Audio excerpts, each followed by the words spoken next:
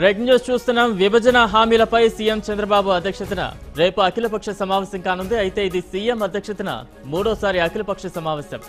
ఇక 31న హోదా సాధన సమితి బంద్ నేపథ్యంలో ఈ భేటీకి ప్రాధాన్యత సంతరించుకుంది. మరోవైపు ఫిబ్రవరి 1న కేంద్ర బడ్జెట్ ప్రవేశపెట్టే సమయంలోనే విభజన హామీలపై అసెంబ్లీలో చర్చించాలని ప్రభుత్వం నిర్ణయం తీసుకుంది.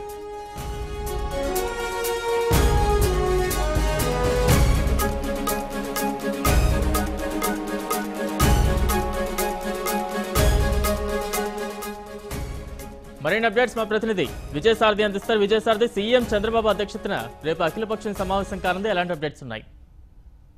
Thank you Balaram. యాక్చువల్గా ఈ రోజు ఢిల్లీ స్థాయిలో జరుగుతున్న పరిణామాల మీద చంద్రబాబు నాయుడు ఒక అఖిలపక్ష సమావేశాన్ని ఏర్పాటు చేయాలని నిర్ణయం తీసుకున్నారు. రేపు భేటీ జరగబోతుంది. ఈ రోజు ఉండవల్లి అధ్యక్షతన అంటే ఉండవల్లి అరుణ్ కుమార్ ఆధ్వర్యంలో ఐలాపురం హోటల్లో కూడా ఒక మీటింగ్ జరగబోతుంది. దానికి కూడా టీడీపీ నుండి సీఎం రమేష్, అదేవిధంగా మంత్రి ఆనందబాబుని సీఎం పంపించారు. దాని తదనంతర పరిణామాలపై అసలు ప్రభుత్వ పరంగా కూడా ఇదే అంశమే చర్చించడానికి ఇంతకుముందు 2 సార్లు జరిగాయి. అదేవిధంగా 3వ సారి కూడా ఒక అఖిలపక్ష భేటీ జరిపించడం కోసం ఆయన సన్నద్ధమవుతున్నారు. దాంతో రేపు అన్ని పార్టీలకి లేఖలు అయితే వెళ్తున్నాయి గవర్నమెంట్ నుండి. విభజన హామీలకు సంబంధించి ఏపీకి జరిగిన అన్యాయం పైన ఒక అఖిలపక్ష భేటీ ఏర్పాటు చేయాలనేది సీఎం అభిప్రాయంగా కనబడుతుంది. దీనికోసం ఈవెన్ కేబినెట్ భేటీని కూడా అంటే రేపు జరగాల్సిన కేబినెట్ సమావేశాన్ని కూడా ఎల్లుండికి వాయిదా వేశారు. రేపు అఖిలపక్ష భేటీకి ఖచ్చితంగా అందరూ వస్తారని వాళ్ళు ఎక్స్పెక్ట్ చేస్తున్నారు. అయితే జగన్ పార్టీకి సంబంధించిన నేతలు మాత్రం హాజరు కాకపోవచ్చు. ఎందుకంటే కేవలం టీడీపీ వస్తుందని ఒకే ఒక కారణంతో ఈ రోజు ఉండవల్లి అరుణ్ కుమార్ ఏర్పాటు చేసిన సమావేశాన్ని కూడా వాళ్ళు రామని క్లియర్ గా చెప్పేశారు. అలాంటి పరిస్థితుల్లో రేపు స్వయంగా టీడీపీ పిలుస్తున్నటువంటి అఖిలపక్ష భేటీకి వాళ్ళు హాజరయ్యే అవకాశం కూడా కనిపించట్లేదు. కానీ సీఎం అయితే మాత్రం అందరినీ రప్పించాలని ప్రయత్నిస్తున్నారు.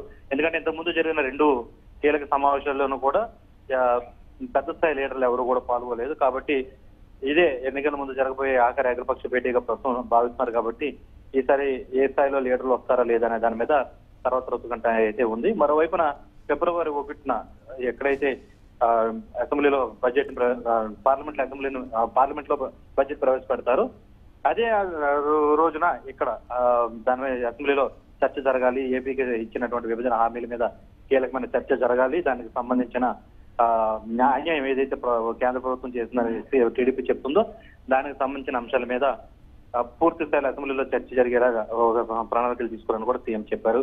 మొత్తం మీద అయితే అత్యంత కీలకమైనటువంటి పరిణామాల్లో ఏపీ వేదిక కాబోతుంది. దానికి స్టార్టింగ్ అయితే కనుక రేపు జరగబోయే ఈ అఖిలపక్ష భేటీ నుంచి ప్రారంభం కాబోతుందని చెప్పొచ్చు బలరాం. అయితే సారథి, 31న రాష్ట్ర సాధన సమితి బంద్ నేపథ్యంలో రేపు జరగబోయే అఖిలపక్ష భేటీకి ఎలాంటి ప్రాధాన్యత ఉంది? దీనికి సంబంధించి ఉంది అంటే కరెక్ట్. ఒకవైపున అఖిలపక్ష భేటీ జరగబోతుంది, మరోవైపున రాష్ట్రంలో బంద్ జరగబోతుంది.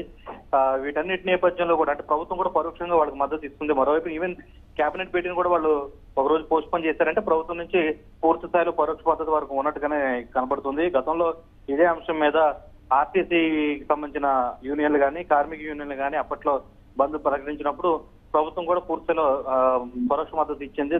అప్పుడు బంద్ మొత్తం కూడా సక్సెస్ అయింది. సో ఇప్పుడు కూడా మరోసారి అలాంటి వేదిక ఇక్కడ ఏర్పాటు కావాలపోతుందని తెలుస్తుంది.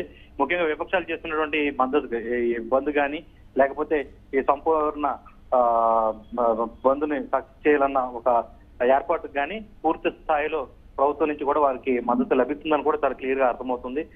ఇలాంటి పరిస్థితుల్లో కనుక ఢిల్లీ స్థాయి వరకు ఈ జరుగుతున్నటువంటి పోరాటాలు కానీ ప్రత్యేక హోదా గురించి లేకుంటే ఏపీకి రావాల్సిన రాయితీలు విభజన హామీల గురించి జరుగుతున్న పోరాటాలు ఏవైతే ఉన్నాయో వాటన్నిటి గురించి ఢిల్లీ స్థాయిలో వినబడాలి.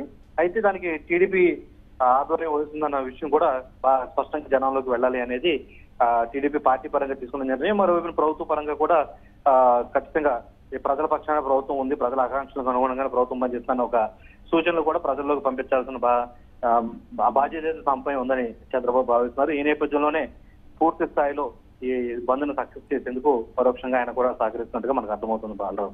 Right, thank you Vijayasarathi.